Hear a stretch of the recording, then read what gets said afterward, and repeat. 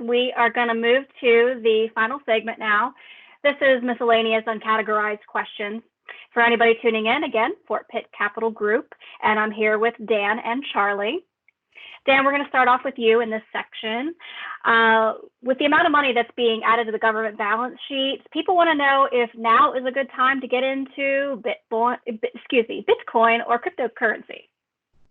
Okay, so I'll be perfectly honest here. It's not something that I understand very well. I'm sure a lot of our clients could probably give me an education there, but based on what I know, I would rather allocate clients' capital towards, like as Charlie mentioned, owning great businesses at attractive prices. Businesses that are guided by strong management teams that are going to be able to grow their revenue and their earning stream over time, that are going to pay us dividends, that are going to be able to grow their dividend over time. So again, no expert there, but to me, it seems like the performance of Bitcoin and other cryptocurrencies seems to correlate really well with investors' risk appetite. When that tolerance for risk is high and markets are doing well and everything's fine, they seem to do really well.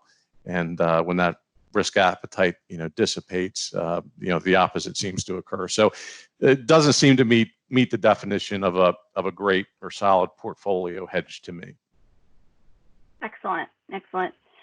Charlie, clients want to know, will they be paying less in taxes because the market is down? Can you speak to that? Sure. You may. The answer is you might be paying less taxes this year. First of all, here so far in 2020, we haven't taken a whole lot of significant capital gains through, the first part of February when the market peaked out. We didn't have a lot of gains taken. So, we will have some losses between now and year end that we will be able to harvest, but we don't have a whole lot of gains year to date. So we're not necessarily going to be super aggressive about harvesting those losses. Depending on how rapidly the markets recover from the decline, we may end up pretty neutral in terms of the tax year.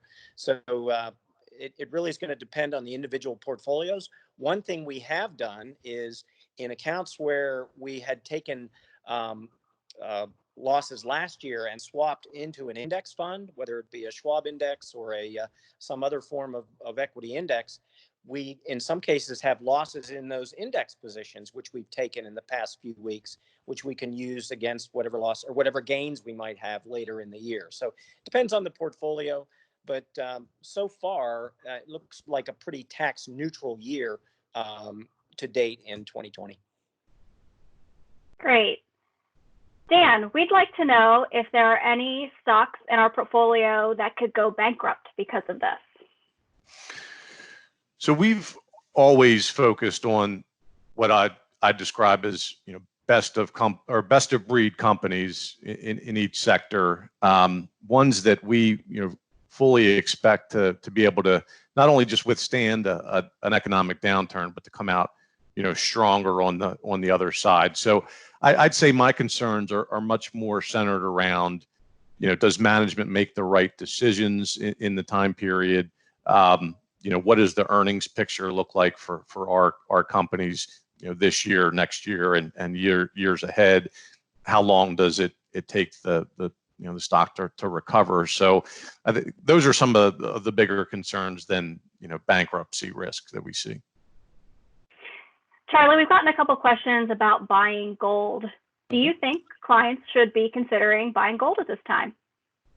Well, this is definitely an echo of what we saw in 2010 and 2011 when the Fed first really aggressively initiated their quantitative easing, i.e. money printing, after the last downturn. And we saw a lot of people saying, well, hyperinflation is on the horizon. We're going to be Weimar Germany here in just a few years, and anybody who buys gold is going to be able to get ahead of that trend and profit.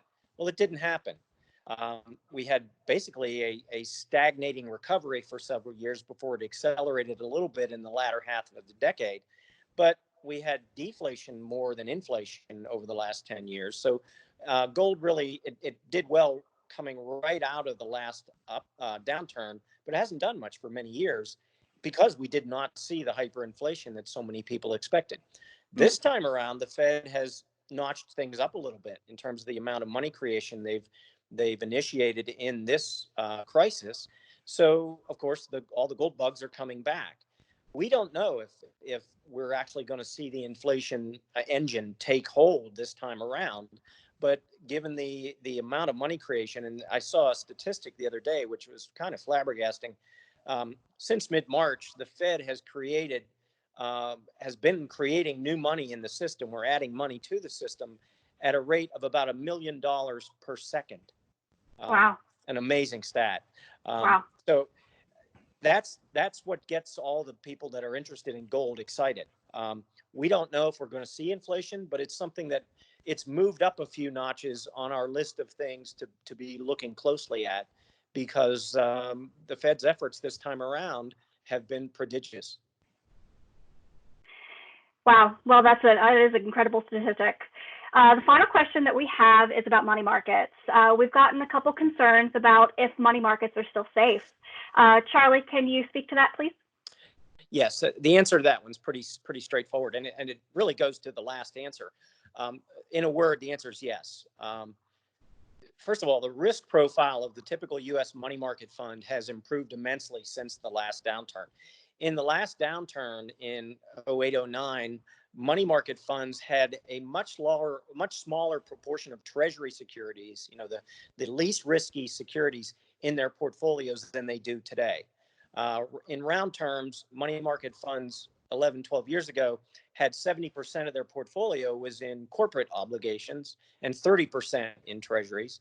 And that's reversed this time around. Most money market funds have a large preponderance of risk-free treasuries in their portfolio today and a smaller fraction of corporate. So money market funds are, you certainly shouldn't have to worry about them failing. The issue is whether they're going to have to break the buck. That is, see their NAV drop below $1. And we think the risks of that are minuscule as well. Excellent. Excellent. Well, that brings us to the end, and I just want to say thank you so much to both of you for lending your expertise and your time to these topics. I think they are incredibly important questions to cover. I would like to remind our audience that if you have any additional questions, they are always welcome. Dan and Charlie are both available to speak with you along with your advisor.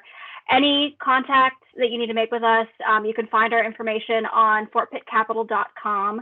And again, we are here for you. Don't hesitate to reach out. And we thank you very much for your time today.